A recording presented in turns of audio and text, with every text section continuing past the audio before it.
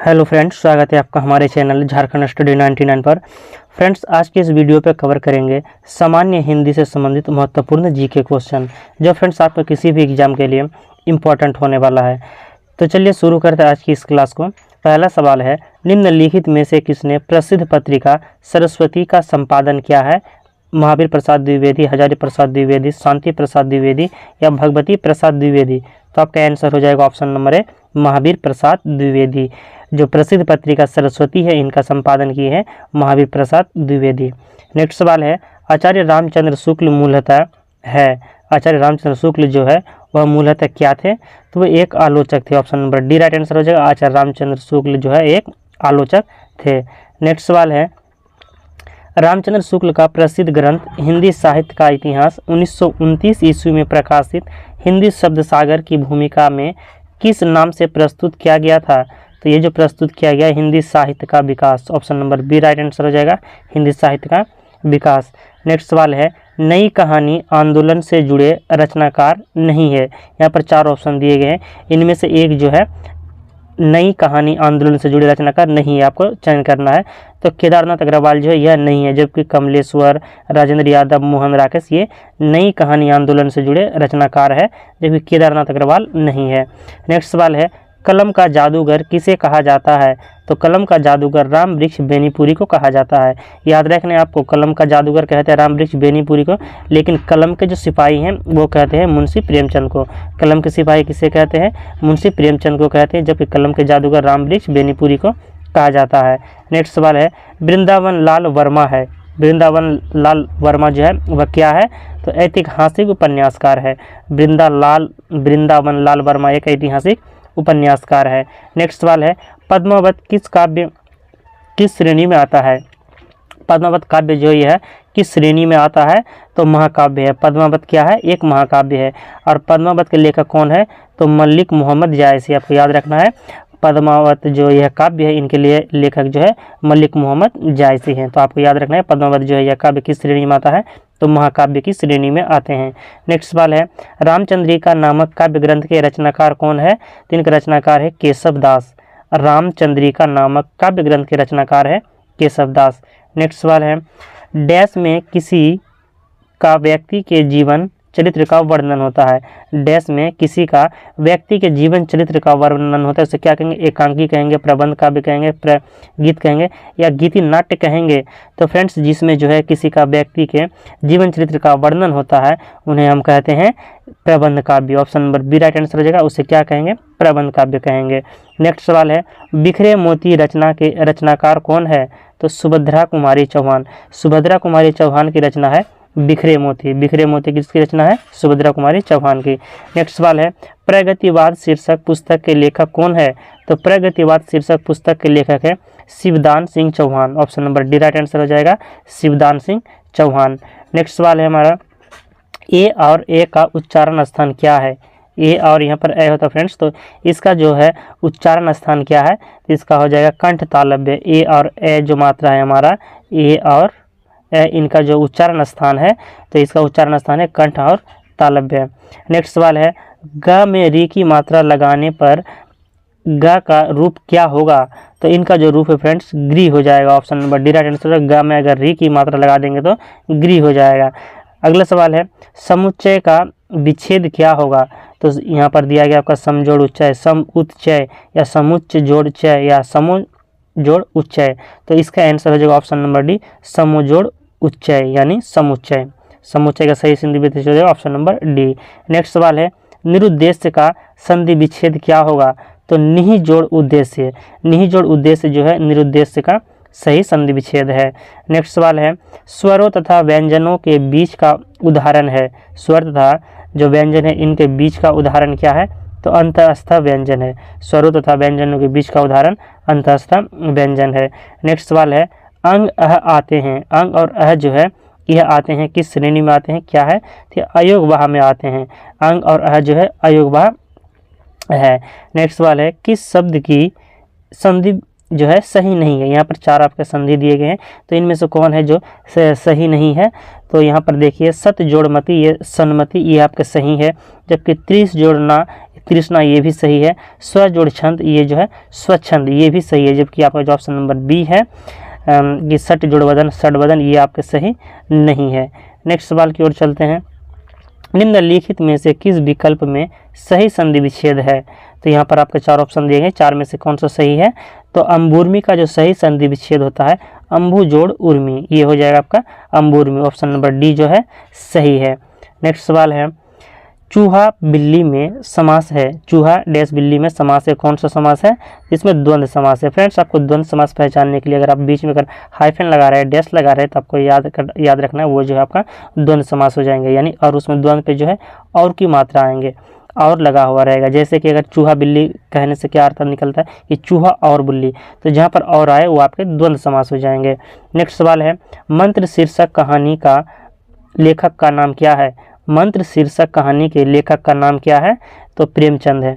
ये जो मंत्र एक कहानी है, मंत्र नाम से एक शीर्षक कहानी निकला है, जिनके लेखक कौन है? तो प्रेमचंद है। नेक्स्ट सवाल है, निम्नलिखित में से कौन सी जयशंकर प्रसाद की रचना नहीं है? जयशंकर प्रसाद की चित्राधार ये जयशंकर प्रसाद की रचना है। कानन कुसुम जयशंकर प्रसाद की रचना है, और इरावती भी जो है जयशंकर प्रसाद की रचना, जबकि गीतिका जो है जयशंकर प्रसाद की रचना नहीं है। यानी चित्राधार के लेखक, कानन कुसुम के लेखक और इरावती के लेखक जो है जयशंकर प्रसाद हैं। साये में धूप किसका गजल संग्रह है? साये में धूप क्या है आपको? तो ये पहले याद रखने कि साये में धूप जो है गजल संग्रह है, लेकिन साये में धूप ये जो गजल संग्रह है इनके लेखक कौन है? तो दुष्यंत कुमार है। साये में धूप ये गजल संग्रह के लेखक हैं दुष्यंत कुमार। निम्नलिखित में से कौन सी कहानी प्रथम विश्व युद्ध की पृष्ठभूमि पर लिखी गई है? तो उसने कहा था ये जो कहानी है यह प्रथम विश्व युद्ध की पृष्ठभूमि पर लिखी गई कहानी है। अतीत के चलचित्र किसकी महत्वपूर्ण गद्य रचना है? राम कुमार वर्मा, सर्वेश्वर दयाल सक्सेना, महादेवी वर्मा या सुभद्रा कुमारी चौहान? तो महादेवी वर्मा इसका आंसर हो जाएगा। अतीत के चलचित्र ये जो महत्वपूर्ण गद्य रचना है इनके लेखक महादेवी वर्मा है। शुद्ध वर्तनी वाला शब्द कौन सा है? सुसुप्ति। यहाँ पर देखिए सुसप्ति या सुसुप्ति, तो इसका आंसर हो जाएगा आपका ऑप्शन नंबर डी सुसुप्ति। ये आपका जो है शुद्ध वर्तनी है, सुसुप्ति में जो है शुद्ध वर्तनी, option number D right answer हो जाएंगे। नेक्स्ट सवाल है, दृंगचल का सही संधि विच्छेद क्या है? दृंगचल का जो सही संधि विच्छेद है तो वह क्या है? तो दृक जोड़ अंचल। दृक जोड़ अंचल जो है दृग अंचल का सही संधि विच्छेद है। दृगचल का सही संधि विच्छेद हो गया आपका दृक जोड़ अंचल, यानी ऑप्शन नंबर सी जो है राइट आंसर है। शुद्ध शब्द कौन सा है? तो यहाँ पर option number B right answer हो जाएगा Sachchidanand. Sachchidanand option number B पर जो है ये आपका शुद्ध शब्द है। नेक्स्ट सवाल है, साम्राज्ञी का पुल्लिंग क्या है? ये साम्राज्ञी जो है इसका पुल्लिंग क्या होगा? तो साम्राज्ञी का पुल्लिंग है सम्राट, option number C right answer हो जाएगा। साम्राज्ञी का पुल्लिंग सम्राट है। अगला सवाल है, उत जोड़ हार के योग से कौन सा शब्द बनेगा? तो इसका बन जाएगा उद्धार। उत जोड़हार यानी उद्धार का सही संधि विच्छेद हो जाएंगे आपके उत जोड़हार, तो उत जमा हार से क्या आपका बन जाएंगे? उद्धार बन जाएंगे। नेक्स्ट सवाल है, हजारी प्रसाद द्विवेदी हैं। हजारी प्रसाद द्विवेदी क्या है? तो उपन्यासकार हैं, ललित निबंधकार है और समालोचक है, यानी ऑप्शन नंबर डी उपरोक्त सभी आंसर हो जाएंगे। हजारी प्रसाद द्विवेदी जो है तीनों है। नेक्स्ट सवाल है, अधिकांशतः हास्य रस वाली रचनाओं के लेखक इनमें से कौन है? तुलसीदास, काका हाथरसी, सूरदास या कबीरदास? तो इसका आंसर है फ्रेंड्स ऑप्शन नंबर बी काका हाथरसी। अधिकांश जो हास्य रस वाली रचनाओं के लेखक हैं वह काका हाथरसी है। नेक्स्ट सवाल है, देवकी नंदन खत्री की कृति क्या है? देवकी नंदन खत्री जो है इनकी कृति क्या है? चंद्रकांता, परीक्षा गुरु, रानीकेत की कहानी या देवकांता? तो इसका आंसर हो जाएगा option number A Chandrakanta. Chandrakanta के लेखक हैं देवकी नंदन खत्री। नेक्स्ट सवाल है, इनमें से कौन सा काव्य का भेद नहीं है? मुक्तक काव्य, महाकाव्य, चुटकुले या प्रबंध काव्य? तो चुटकुले जो है फ्रेंड्स ये आपके काव्य का भेद नहीं है, जबकि मुक्तक काव्य, महाकाव्य और निबंध काव्य ये सभी जो है काव्य के भाग हैं। गजानन माधव मुक्तिबोध की कृति क्या है? तो गजानन माधव मुक्तिबोध की कृति है चांद का मुँह टेढ़ा है। चांद का मुँह टेढ़ा है यह जो रचना है, यह जो कृति है इनके लेखक गजानन माधव मुक्तिबोध हैं। हिंदी के पहले समाचार पत्र उदंत मार्तंड के संपादक कौन थे? तो Pandit Jugal Kishore Shukla, option number D right answer हो जाएगा। हिंदी के जो प्रथम समाचार पत्र उदंत मार्तंड थे इनके संपादक पंडित जुगल किशोर शुक्ल थे। अगला सवाल है, कौन सी रचना गोस्वामी तुलसीदास की नहीं है? पार्वती मंगल, श्री कृष्ण गीतावली, रुक्मिणी मंगल या जानकी मंगल? तो इसका आंसर हो जाएगा आपका ऑप्शन नंबर सी, रुक्मिणी मंगल। ये जो है तुलसीदास की रचना नहीं है, जबकि पार्वती मंगल, श्री कृष्ण गीतावली और जानकी मंगल के लेखक तुलसीदास जी हैं। नेक्स्ट सवाल है, प्रबंध काव्य के कितने प्रकार होते हैं? प्रबंध काव्य के कितने प्रकार होते हैं? तो 2 प्रकार होते हैं। प्रबंध काव्य 2 प्रकार के होते हैं। अगला सवाल है, भारतीय काव्य शास्त्रियों में सर्वप्रथम किसने महाकाव्य की विशेषताओं का वर्णन किया है? तो भरत मुनि, आचार्य भरत मुनि जो है वह काव्य शास्त्री में सर्वप्रथम महाकाव्य की विशेषताओं का वर्णन किया है, आचार्य भरत मुनि। अगला सवाल है, इनमें से कौन से रस युग्म है जो महाकाव्य के प्रधान रस माने जाते हैं? तो श्रृंगार, शांत। श्रृंगार रस और शांत रस जो है यह महाकाव्य के प्रधान रस माने जाते हैं। Option number A right answer है। अगला सवाल है, भारतेंदु की कर्म भूमि है। भारतेंदु कर्म भूमि क्या है? तो कलकत्ता। भारतेंदु का जो कर्म भूमि है वह कलकत्ता है। साकेत के रचनाकार कौन है? तो मैथिलीशरण गुप्त है। साकेत रचनाकार के लेखक कौन है? मैथिलीशरण गुप्त है। निराला की कहानी संग्रह निम्न में से कौन से है?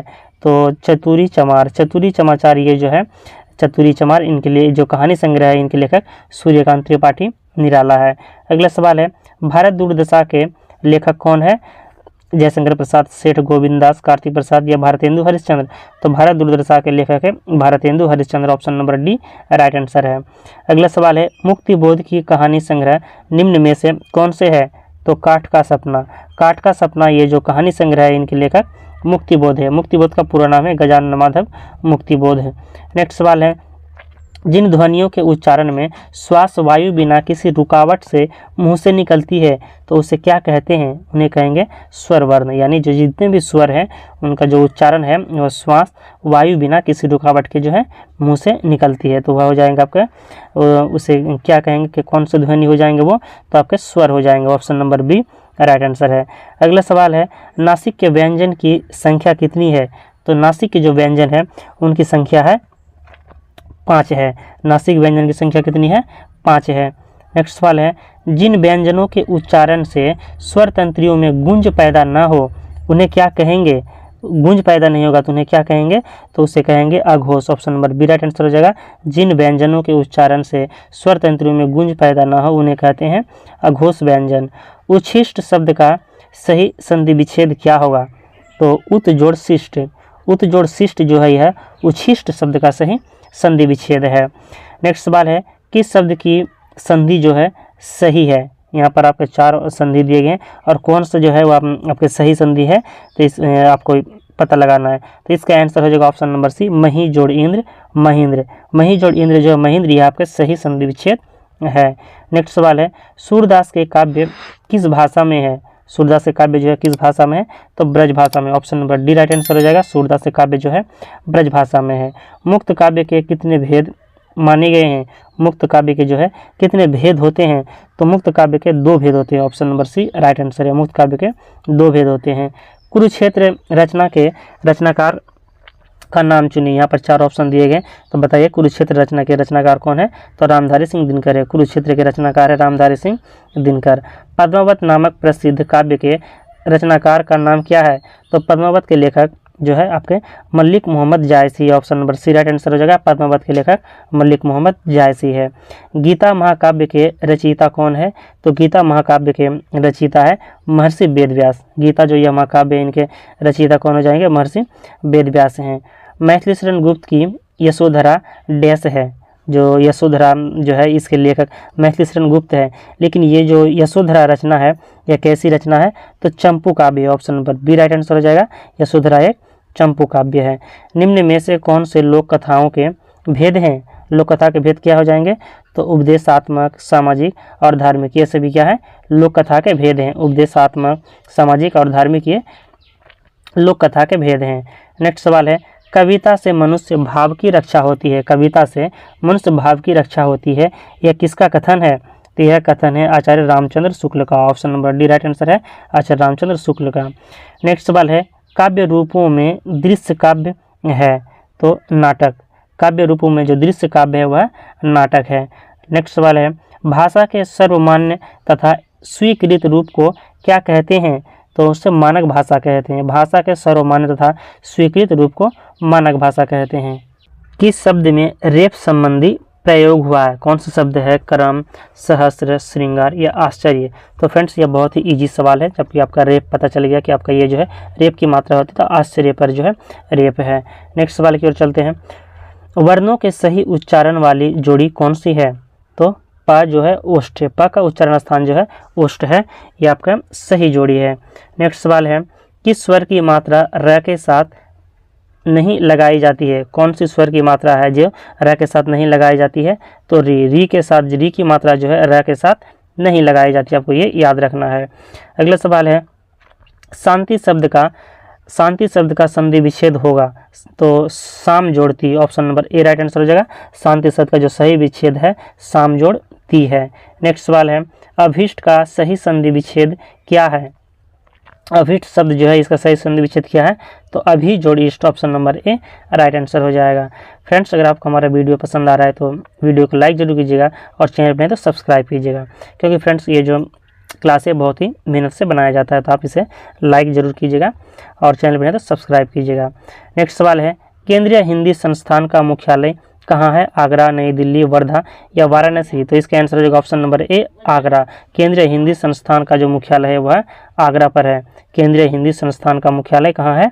तो आगरा है। नेक्स्ट सवाल है, वन वन युग्म का नाम बताइए। ये जो वन और वन है ये युग्म है, तो यह कैसा शब्द है? दोनों जो वन वन एक साथ आए हैं, तो ये जो युग्म है किस प्रकार का है? विलोम युग्म है, पुनरुक्त युग्म है, सार्थक निरर्थक युग्म है या पर्याय युग्म है? तो ये जो फ्रेंड्स पुनरुक्त युग्म है, वन वन युग्म जो है यह पुनरुक्त युग्म है।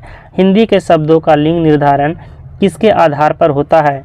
तो संज्ञा के आधार पर होता है। हिंदी पर जो है शब्दों का जो लिंग निर्धारण होता है ये आपके संज्ञा के आधार पर होता है। नेक्स्ट सवाल है, सियार का गुण स्वभाव डैश और डैश है।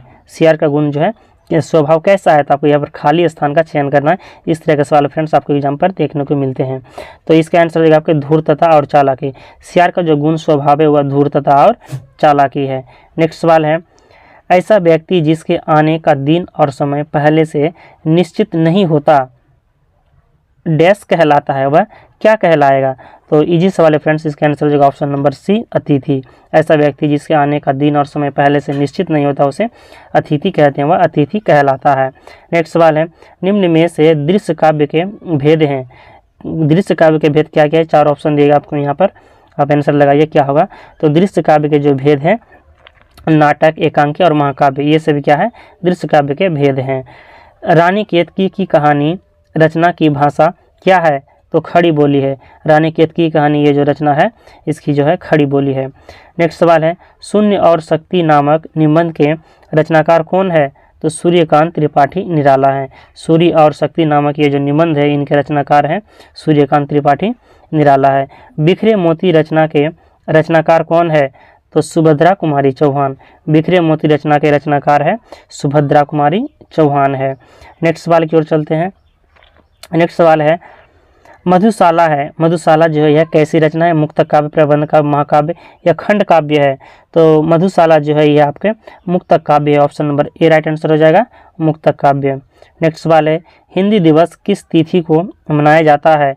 तो 14 सितंबर को। हिंदी दिवस जो है ये आपको 14 सितंबर को मनाया जाता है हिंदी दिवस। नेक्स्ट सवाल है, हिंदी की आदि जननी क्या है? तो हिंदी की आदि जननी संस्कृत है, क्योंकि फ्रेंड्स हिंदी का जो उत्पत्ति हुआ है वो आपके संस्कृत से हुआ है, इसीलिए हिंदी की आदि जननी संस्कृत को कहा जाता है। संविधान के किस अनुच्छेद में हिंदी को राजभाषा तथा इसकी लिपि देवनागरी को स्वीकार किया गया है? तो अनुच्छेद 343 में। अनुच्छेद 343 में जो है हिंदी को राजभाषा तथा इसकी लिपि देवनागरी स्वीकार किया गया है। नेक्स्ट सवाल है, निम्नलिखित में से कौन सी बोली उत्तर प्रदेश में बोली जाती है? तो उत्तर प्रदेश में बोली जाती है बुंदेली, बांगरू, कन्नौजी या हाड़ौती। तो इसका आंसर हो जाएगा ऑप्शन नंबर ए, बुंदेली और कन्नौजी। बुंदेली और कन्नौजी जो है आपके उत्तर प्रदेश में बोली जाने वाली बोली है, बुंदेली और कन्नौजी।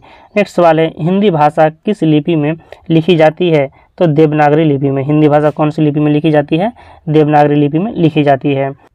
प्रथम विश्व हिंदी सम्मेलन सन में आयोजित किया गया था। रिक्त स्थान के लिए उचित विकल्प कौन सा होगा। जब प्रथम विश्व जो हिंदी सम्मेलन हुआ वह कब और कहाँ पर जो है इसका जो है आयोजन किया गया है, तो 1975 में नागपुर पे। प्रथम विश्व हिंदी सम्मेलन 1975 पर जो है नागपुर पर जो है आयोजित किया गया था। तो आपको याद रखना है 1975 पर नागपुर पर। नेक्स्ट सवाल है, महादेवी वर्मा को ज्ञानपीठ पुरस्कार किस कृति पर मिला है, तो उन्हें मिला है इयामा के लिए। इयामा रचना के लिए जो है महादेवी वर्मा को ज्ञानपीठ पुरस्कार से सम्मानित किया गया है। नेक्स्ट सवाल है, केशव दास द्वारा रचित आध्यात्मिक ग्रंथ का नाम क्या था, तो विज्ञान गीता। विज्ञान गीता के जो रचनाकार हैं केशव दास हैं, जिस जो एक आध्यात्मिक ग्रंथ है। आधुनिक ढंग से पहला एकांकी किसे माना जाता है, एक घूंट को माना जाता है। आधुनिक ढंग से जो पहला एकांकी है वह आप एक घूंट है।